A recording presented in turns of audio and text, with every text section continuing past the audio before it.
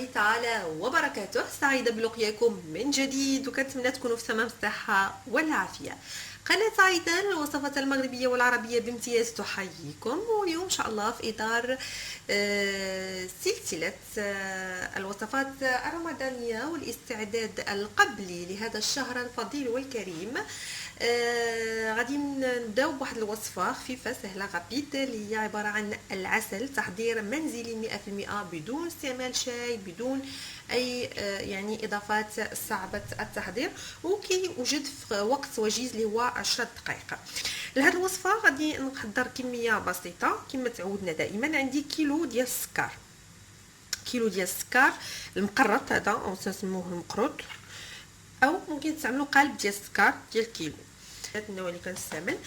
فهذا انا كنفضل نستعمل القالب او كنفضل نستعمل المقروط. السنيده ما كتعجبنيش بزاف، ولكن كاين اللي كيستعملها وكينجح ليه بها العسل.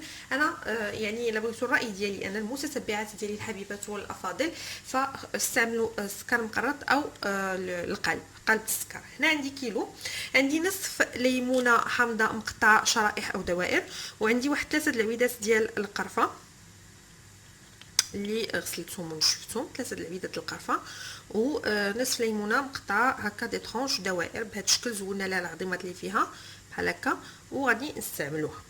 اللي ما بغاش يستعمل القرفه بلاش، انا كنستعملها لانها كتجي رائعه، خصوصا ان هذا العسل هذا كنستعملوه للشباكيه، كنستعملوه الحلاوي المعسلين، ف كيكون كيتواتى بواحد الشكل عجيب النكهه ديال القرفه معها. عندي هنايا 40 ملل ديال الماء زهر، ما يعادل ربع كاس ديال العنبه ماء الزهر، وعندي 4 لتر ديال الماء العادي. اذا اعيد، عندي كيلو ديال السكر، عندي نصف ليمونه مقطعه دوائر، 3 اعواد من القرفه، ربع لتر من الماء، و40 ملل من ماء الزهر، ما يعادل ربع كاس عنبه. هادو هما المكونات السهله والبسيطه. كاين اللي كيزيد فيه المسكه الحره، انا ما كنبغيش نزيدها فيه، لان خاصه ان الحلويات اللي كنستعملوا معاهم هذا العسل هذا كيكون ديجا فيهم المسكه الحره، لا سواء الشباكيه لا سواء الحلويات الباسين. فكيبقى نخليو السكر، نخليو عفوا العسل ديالنا نوتخ في واحد المذاق محايد، يكون احسن.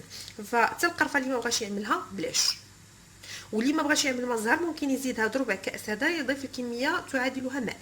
يعني اننا عندنا 4 لتر ديال الماء، 4 لتر وربع كاس العنبه، او 4 لتر و40 ملل عفوا. وبطبيعه الحال هكا كيستغنى على جميع المنسمات، يبقى عنده غير الحامض اللي ما كيجيش باين بزاف. غناخذ السكر ديالي وغنبدا نوضعو على بركه الله في طنجره الضغط. غادي نوضع عليه ربع لتر من الماء،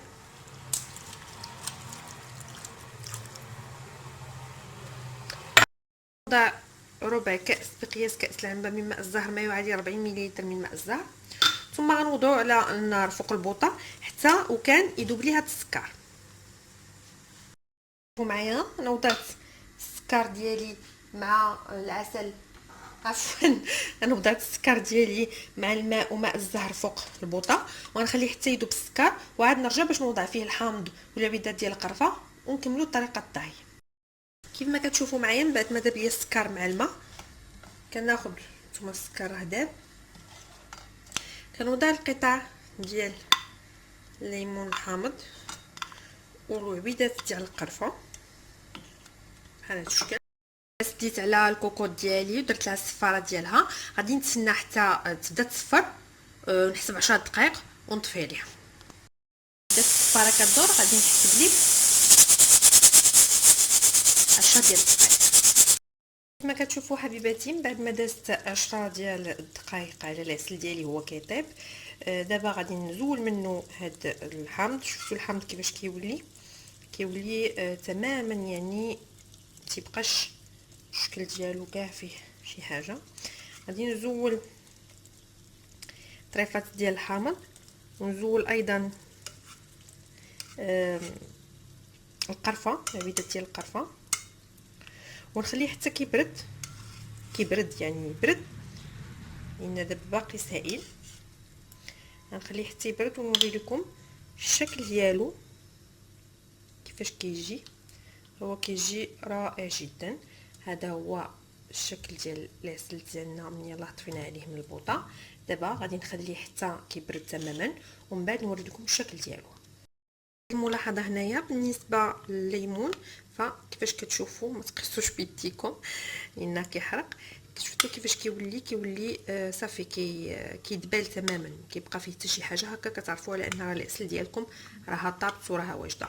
اذا دابا غادي نخليو العسل كيبرد ومن بعد نرجعوا باش نوري لكم الشكل النهائي ديالو. هذا حبيباتي هو الشكل النهائي للعسل ديالنا.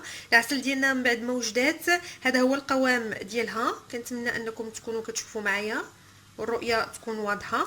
فهو قوام ديال العسل، يعني العسل اللي كنشريوه من الخارج، واللون ديالو ايضا لون العسل. هانتوما كتشوفوا هنايا في هذه العلبه الزجاجيه كيفاش كيجي العسل ديالنا، كيجي رائع جدا. فهذه علبه معقمه وضعت فيها العسل ديالي وغادي نخليه المده اللي بغيت. غادي نسد عليه بهذا الشكل هذا، هي محكمه الاغلاق وسبق لي غليتها باش عقمتها، ثم نسد عليها ونخليها نحتفظ بها المده اللي حبيت. وهذا خليته غادي يبقى غير حدايا لانني غنستعملو قريبا. فهو عسل كيجي رائع جدا، ماشي النوع ديال العسل اللي كيعاود يولي سكر او كيقصاح، او كيبقى رائع جدا كيف من هو، يعني كما عملته وصوبته غادي يبقى. كنتمنى ان شاء الله الرحمن الرحيم هذا العسل اللي وجدت لكم اليوم ضمن الاستعدادات القبليه لرمضان وتحت طلبات العديد من الاخوات ينال الاعجاب ديالكم وتجربوه، فهو كيجي رائع. بالنسبه لي ما بغاش يبقى هكا ثقيل، فانا عملته على شكل القوام الثقيل ديال العسل. اللي بغاه يكون جاري بحال الماء فمجرد انه كيردو فوق البوطه كيسخن شويه ومن بعد يتسلق وكيولي سائل، او كاريمون من الاول ملي تكونوا كطيبوه. انا عملت 4 يطرو ديال الماء، تقدروا ديروا 4 يطرو وكاس باش كيجي اكثر خفه. انا بالنسبه لي هذا هو القوام اللي كنفضل، وحتى ملي كنبغي نخدم به الشباكيه ونخدم به الحلويات المعسله فمجرد انني كنوضعو فوق النار كيسخن كيرجع ليا الكثافه ديال الجريان او السيلان او تيرجع سائل كيف ما حبيتو. هذا هو العسل ديال الوصفه ديال اليوم. كنتمنى ان شاء الله الرحمن الرحيم انكم تجربوه وينال الاعجاب ديالكم. وإلا عجبكم ما تنساوش كيف العاده ديروا لنا لايك فضلا لا امرا، ايضا تشتركوا في القناه بالضغط على زر المربع، سابوني سبسكرايب وتفعيل الجرس من اجل التواصل بجديد الوصفات. سعدت وسأسعد دائما بلقياكم، والى لقاء اخر بحول الله.